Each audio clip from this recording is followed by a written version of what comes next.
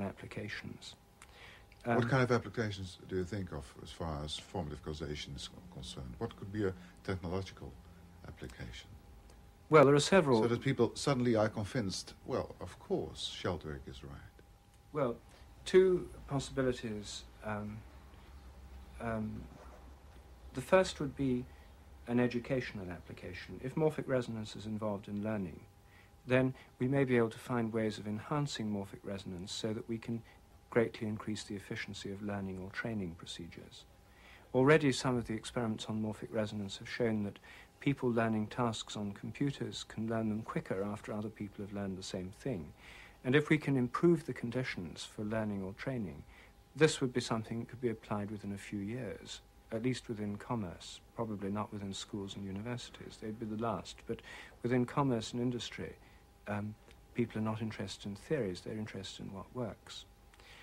Another area would be, there's a possibility, it's a technical thing, that it's on the borderline of what's possible, but it's possible that there's, that morphic resonance is at work in certain laser, the pathways lasers make when going through certain kinds of crystals. If this is the case, then it might be possible to develop a new kind of memory-based morphic resonance technology which would fit into modern optical computers. The new generation of computers will be optical. And if one had a computer that worked on morphic resonance, paradoxically, one might come far closer to something that Dennett and people dream of, namely an organic machine which would be capable of thought, memory, and indeed communication with other similar machines, because they'd resonate with each other around the world. No need for telephone lines, satellites, or normal means of transmission. It's possible, paradoxically, that morphic resonance could give the very kind of technology, of a kind of organic technology that Dennett and many others dream of. But in doing so, it would mean that we have to accept a basically organic way of thinking about the whole of nature. The old kind of machine metaphors would have to go or be superseded. Now that kind of application, which I'm discussing at the present with one of the leading Japanese electronic companies who are actually now doing research on this, could come true. And I don't know, I mean, it may not. It's an outside chance. Well, they and I both think it's an outside chance, you know, 1 in 10, 1 in 100, I don't know. But if this happened, the world would be changed quite fast. It is nearly 6 in the evening in Hampstead. The world will change at lightning speed if a certain Japanese electronics firm is successful. But just now, Sheldrake's wife is ill. The builders want to discuss the alterations to the basement, and there's little Cosmo, his son, who also deserves his attention. It's a disorganized farewell, though extremely gentlemanlike. Hours and hours after we started with Sheldrake's discovery on his grandparents' willow farm.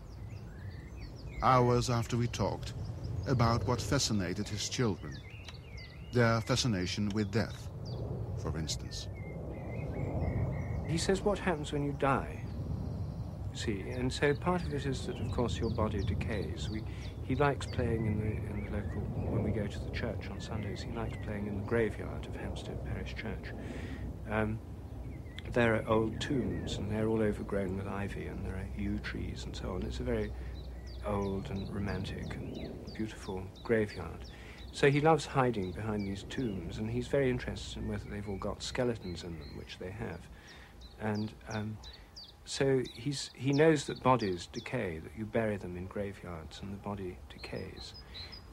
So the question is, do you have any sense of life? So my best explanation to him is that it's like dreaming, since I believe there is some kind of conscious survival of death. The best way I can conceive of it is that our life is, as I said at the beginning, rounded with a dream, in the sense that when we die, it may be rather like dreaming. And if you have a very bad dream, a kind of nightmare, then that may be rather like hell. You can't wake up. The point is that after you're dead, you can't wake up anymore. So you're like trapped in dreams permanently.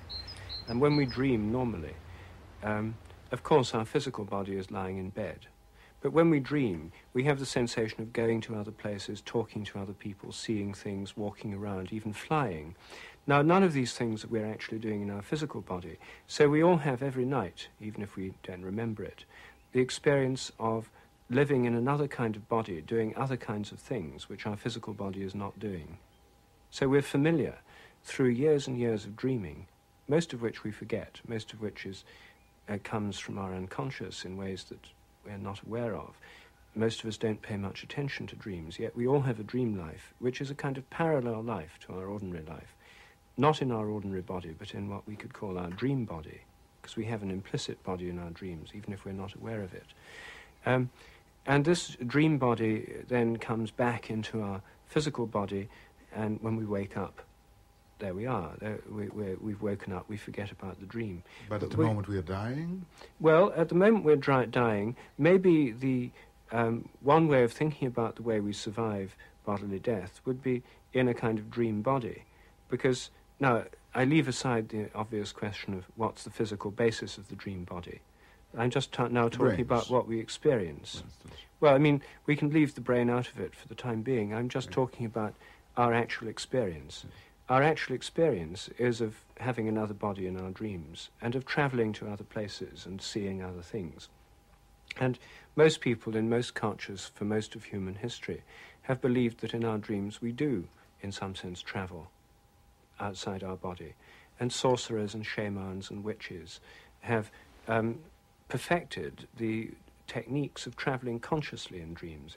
In so-called lucid dreams, there's the ability, when you know you're dreaming, you can take control of the dream and use it to go and visit people in distant places, see what they're doing. And there are reports that people can really find out things they didn't otherwise know through this kind of dream travel. Anyway, this is something we find in all shamanic traditions and in all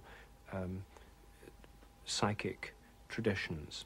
So just sticking to the evidence as we experience it, leaving out of it theories about the brain, we could then see that when we die there's this sense of continuation in the dream state. And you can then see there could be different kinds of dreams, and we all have our own kinds of dreams depending on who we are, what our personality is like, what our interests and desires are. So the post-mortal dream state that we're in would very much depend on the kinds of people we are and the kinds of memories and experience we've had. And I think that the traditional doctrines of life after death fit quite well with the kind of dream state. The nightmare would be like hell.